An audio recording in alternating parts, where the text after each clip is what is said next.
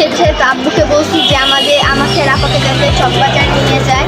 আমরা তোমাদের সাথে 450 বছরের যে ঐতিহ্যবাহী যে বাজারটা বসে ইফতারির বাজার, সেটা তোমাদের সাথে শেয়ার করবো। তো সেটার জন্যই এখন আমরা যাব। এখন আমরা সিএনজিতে করে যাব। তোমরা ফুল ব্লগটি দেখবে, আশা করি তোমাদের ভালো লাগবে। আগের যে রমজানে এই সময় আমরা চকবাজারে গিয়েছিলাম এবং তোমাদেরকে ডিটেলসে দেখিয়েছিলাম, কিন্তু ইউটিউব চ্যানেলটা চলে গেছে। আমি তোমাদের প্রতি ব্লগে বলি, আমি সবই তোমাদের সাথে শেয়ার করেছিলাম, কিন্তু চ্যানেলটা চলে যায়। তো আবার নতুন করে ভাবলাম যে তোমাদের সাথে শেয়ার করি। তো চলো তোমরা ফুল ব্লগটি দেখো, আর ভালো লাগলে অবশ্যই লাইক কমেন্ট এবং সাবস্ক্রাইব করে দিবে এবং বেশি বেশি শেয়ার করে দিবে।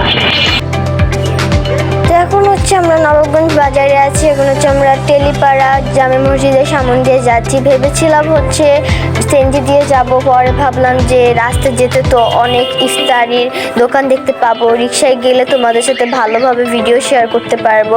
তো এখন আমরা রিক্সায় করে যাব। তো আলহামদুলিল্লাহ রিক্সা পেয়ে গেলাম। তো এখন আমরা চকবাজারের উদ্দেশ্যে রওনা দিয়েছি। আমাদের নবগঞ্জের বাজারে যেসব ইফতারি দোকানগুলো বসেছে, তো তোমরা সেগুলো দেখতে থাকো।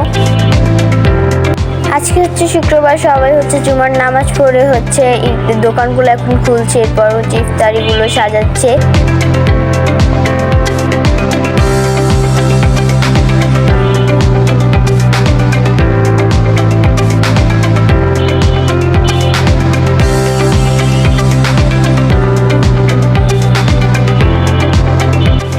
মসজিদটার নাম নবাব বাগিচা বড় মসজিদ, আর এটা নবাবগঞ্জের সবচেয়ে বড় মসজিদ। আর এটা কিন্তু দেখতে অনেক বেশি সুন্দর এই মসজিদটা।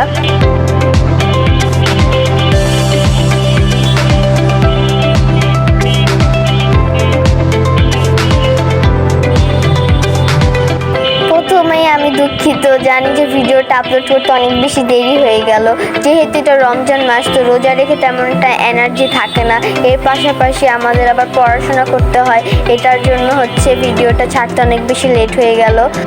আবার যেহেতু ভিডিও এডিটিংয়েরও একটা ব্যাপার থাকে, আর ভিডিও এডিট করতে কিন্তু অনেক বেশি টাইম লাগে। আর যেহেতু ভিডিওতে অনেক বেশি নয়েজ রয়েছে, তোমরা আমার ভয়েসটা ভালোভাবে শুনতে পারবে না, তাই আমি ভয়েস ওভার দিয়ে দিচ্ছি, যাতে তোমাদের ভিডিওটা তোমরা ভালোভাবে দেখতে পারো।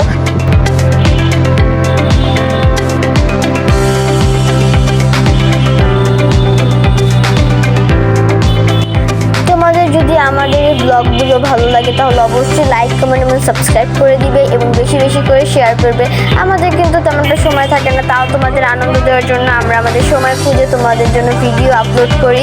তোমরা কিন্তু অবশ্যই বেশি বেশি করে লাইক কমেন্ট করবে, তাহলে আমি আরও বেশি উৎসাহিত হব এবং পরবর্তী ভিডিওগুলো দিতে আমার অনেক বেশি ভালো লাগবে।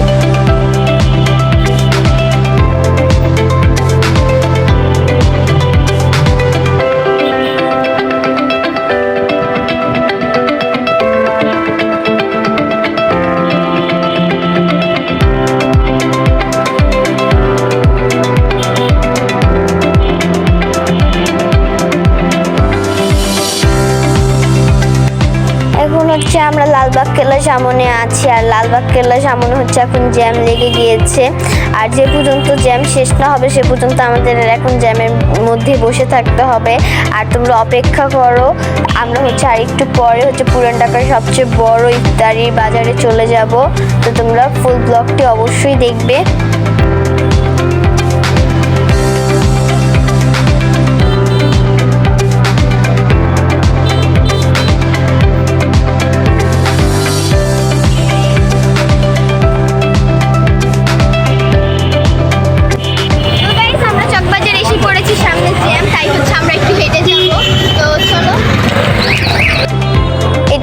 ঢাকা চকবাজার মডেল থানা।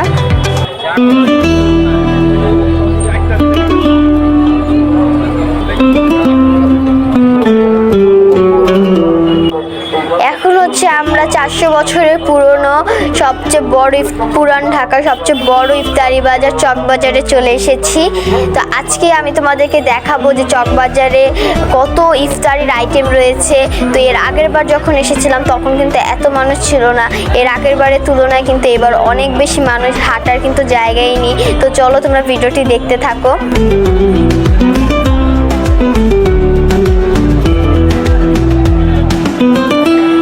বছর রমজান এলে যে বাজারের কথা সবার আগে মাথায় আসে তা হলো পুরান ঢাকার বিখ্যাত চকবাজার।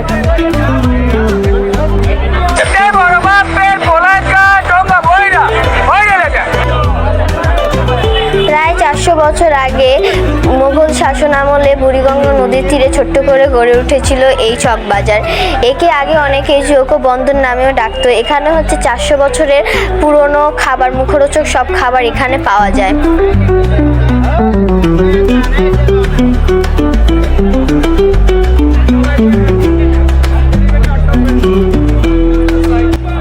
যতদূর জানা যায় 1702 সালে মুর্শিদ কুলি খাঁ এই চকবাজারকে আধুনিক বাজারে রূপান্তরিত করে।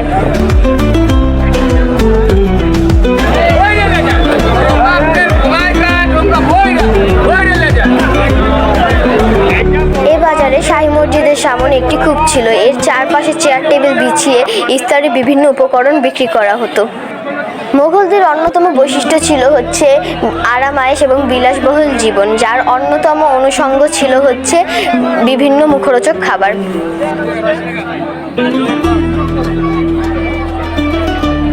চকবাজারে গিয়ে দেখলাম যে অনেক রিপোর্টার রয়েছে এবং আমার মতন অনেক কন্টেন্ট ক্রিয়েটর রয়েছে। এটার জন্য হচ্ছে বিক্রেতাদের বিক্রি করতে অনেক বেশি সমস্যা হচ্ছিল।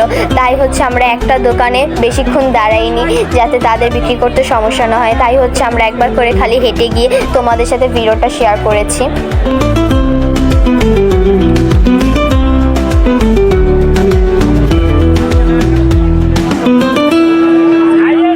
তোমরা কিন্তু এখানে রোজা রেখে বেশিক্ষণ থাকতে পারবে না, কারণ এখানে এত ইফতারের আইটেম রয়েছে। তোমরা যদি রোজা রেখে এখানে আসো তোমাদের কিন্তু ইফতারের আইটেমগুলো খেতে মন চাবে, তো তোমরা বেশিক্ষণ এখানে কিন্তু থাকতে পারবে না।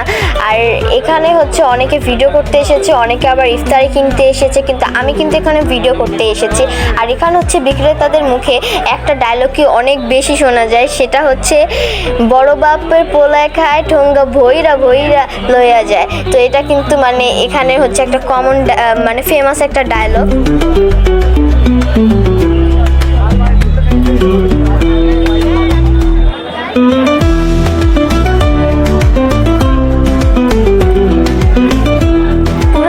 চকবাজারে 1676 খ্রিস্টাব্দে মুঘল সুবেদার শায়েস্তা খান নির্মাণ করেছিলেন এই চকবাজার শাহে জামে মসজিদ।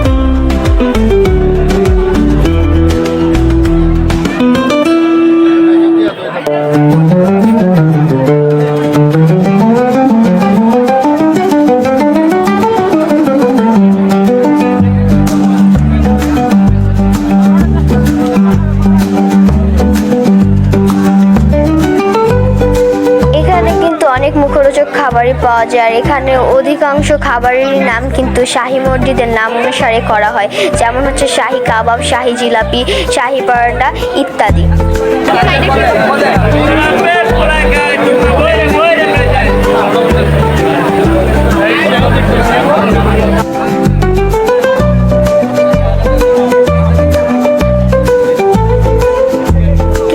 মজার মুখরোচক খাবার রয়েছে। তোমাদেরকে আমার মতন খেতে মন চাচ্ছে না এখন?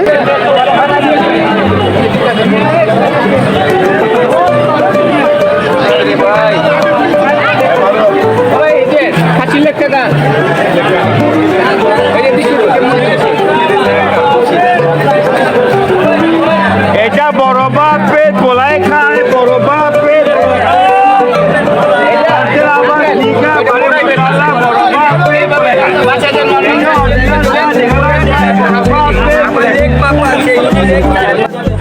তোমরা যারা আমাদের এই পুরান ঢাকার চকবাজার এখন আসুনি তাদের সবাইকে এই চকবাজারে আসার কিন্তু আমন্ত্রণ রইল। আর কোনো কিছু ছবি বা ভিডিওর থেকে বাস্তবে দেখতে কিন্তু আরও বেশি সুন্দর। ভিডিওতে দেখতে যেমন সুন্দর লাগছে, বাস্তবে কিন্তু চকবাজার দেখতে আরও বেশি সুন্দর। তোমরা অবশ্যই আসবে, তোমাদের কিন্তু আশা করি অনেক বেশি ভালো লাগবে।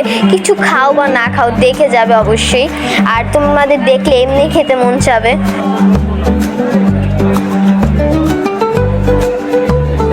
তা আমি যতটুকু জানি চকবাজারের ইতিহাস সম্পর্কে আমি ততটুকুই তোমাদের সাথে সংক্ষেপে তুলে ধরার চেষ্টা করেছি। আর তোমরা যদি চকবাজারের আরও কোনো তথ্য জেনে থাকো তাহলে অবশ্যই কমেন্ট বক্সে লিখতে কিন্তু একদমই ভুলবে না।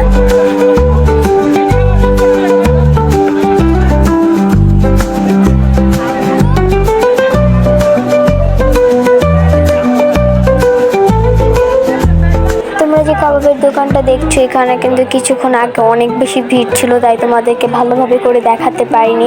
তো এখন যে সময় দেখলাম যে মানুষ নেই তেমন একটা, তো ভাবলাম যে হেঁটে যাওয়ার সময় তোমাদেরকে ভালো করে দোকানটা দেখাই।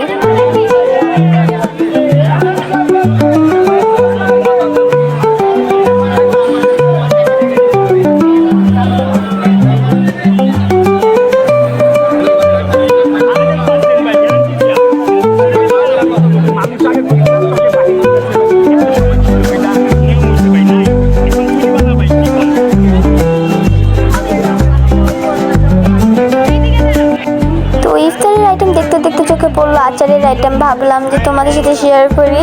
আর এখানে হানিফ বিরিয়ানি দোকান রয়েছে, এটা কিন্তু অনেক বেশি ফেমাস একটা দোকান। আর এখানে হচ্ছে একটা আঙ্কেলের ইন্টারভিউ হচ্ছে, ভাবলাম তোমাদের সাথে এর ইন্টারভিউটা শেয়ার করি। ওটার নাম বলতো যে চিরা মাংস। তো একটা সময় যখন নবাব ছিলেন, নবাব সাহেব আইসা যখন খাবারটা নিচ্ছিলেন, তখন উনি বলছিলেন আঞ্চলিক ভাষায় জানেন যে বাংলাদেশ হওয়ার আগে এটা পাকিস্তান ছিল, তো তখন বলতো যে বড় বাপটা বেটা খাতা, দ্যাট মিনস বলতে হবে বড় বাপের ছেলে খায়। তো আমরা যদি এটাকে আরো মার্জিতভাবে উপযোগী বুঝি, তাহলে যেটাকে বলতে হবে যে আপনার রয়্যাল, যেটাকে বোঝায় রয়্যাল ফ্যামিলি অথবা রয়্যাল ফুড। তার মানে এটা না যে নিম্নবিত্ত বা নিম্নায়ন লোক খেতে পারবে না, খেতে পারে। আর এটা হচ্ছে একটা রহমতের মাছ, আনন্দের মাছ। সব কাজে থেকে সেই না মনে হয় না যে আজকে ইত্যাদি করা হয়েছে। তো সব মিলিয়ে আর কি একটা আনন্দ ঘন মুহূর্ত মুসলিমদের জন্য। তবে গত বছরের চেয়ে এবছর দাম বেশি সব কিছু, যে কারণে আমরা কিন্তু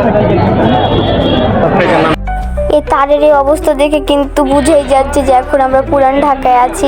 আর এখানে হচ্ছে একটা মুড়ি ভর্তা বানানো হচ্ছে। আমার এই মুড়ি ভর্তাটা দেখে অনেক বেশি খেতে মন চাচ্ছিল।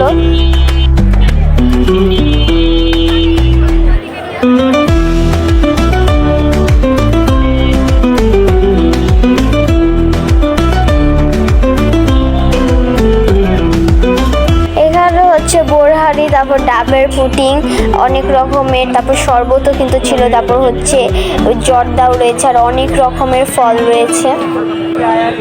তো তোমরা চকবাজারে আসলে প্রথমে কিন্তু ফলের দোকানগুলো আগে দেখতে পারবে। জিলাপি ভাজার শব্দ, বিভিন্ন খাবারের গন্ধ এবং কাবাবের থেকে ওঠা যে ধোঁয়া, তারপর হচ্ছে মানুষের কোলাহল দেখে কিন্তু বোঝাই যায় যে আমরা এখন চকবাজারে আছি। খাবারের গন্ধে কিন্তু জায়গাটা একদম মোমো করছিল। আর এখন কিন্তু আমাদের চকবাজার ভিজিট করা শেষ, তো এখন হচ্ছে আমরা বের হয়ে গিয়েছি, এখন হচ্ছে আমরা বাসায় যাব। যেতে যেতে দেখলাম যে ঈদ উপলক্ষে কিন্তু অনেক নতুন নতুন কালেকশন এসেছে প্রতিটি দোকানে।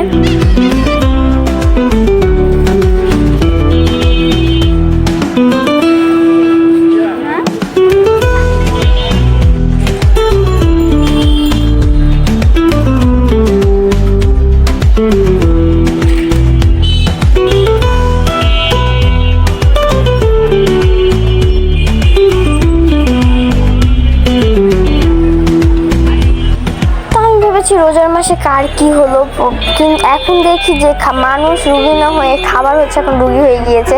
অ্যাম্বুলেন্সে মানুষের পরিবর্তে এখন হচ্ছে খাবার যাচ্ছে। তোমাদের তো ভালো করে দেখাতে পারিনি, কিন্তু অ্যাম্বুলেন্সের ভিতরে কিন্তু সত্যিই খাবার ছিল।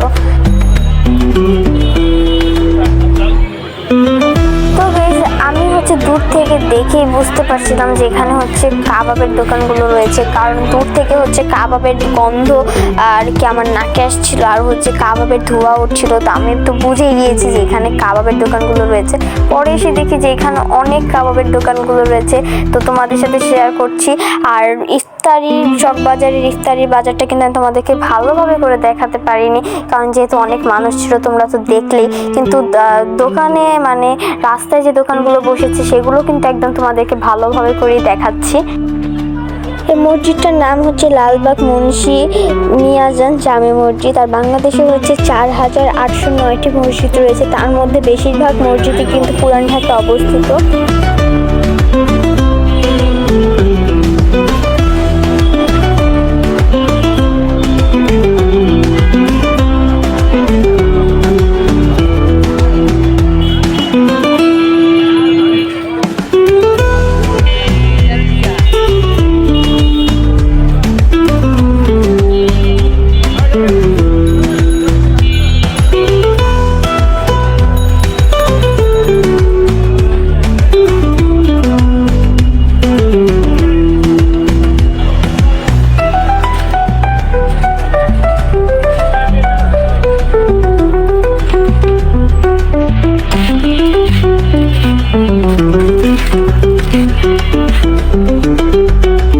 এই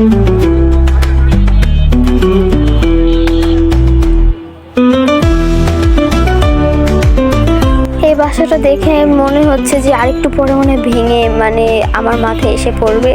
আর আমাদের হচ্ছে ঢাকাইয়াদের একটি ফেমাস মানে ইফতারির আইটেমে ফেমাস যে খাবার সেটি হচ্ছে মুড়ি ভর্তা। মুড়ি ভর্তা না হলে কিন্তু আমাদের ইফতার একদম চলেই না।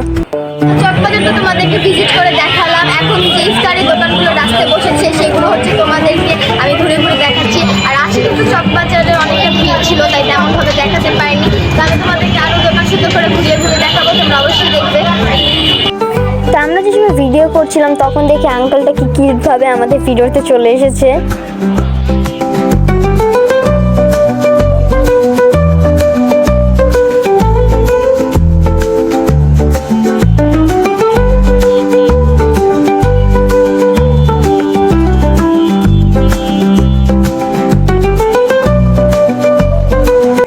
বাসা যাওয়ার সময় হচ্ছে এই বাসাটা চোখে পড়লো। দেখো এই বাসাটা কি সুন্দর করে আর কি ডিজাইন করা।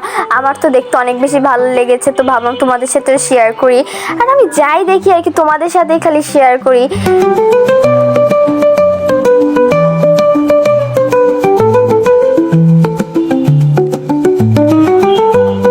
এখন হচ্ছে আমরা আমাদের এলাকায় চলে এসেছি আর পার্কে হচ্ছে ইফতারি নিয়ে বসেছে। এখানে কিন্তু অনেক ইফতারির আইটেম রয়েছে।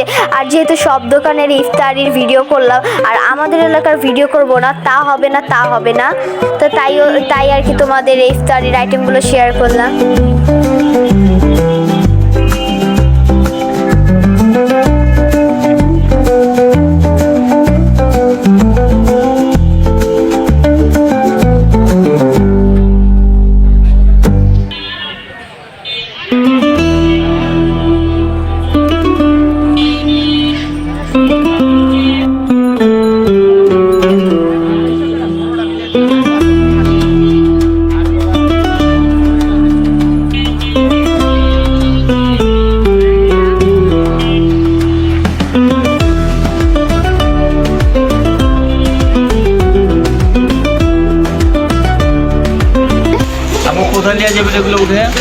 ইউটিউবে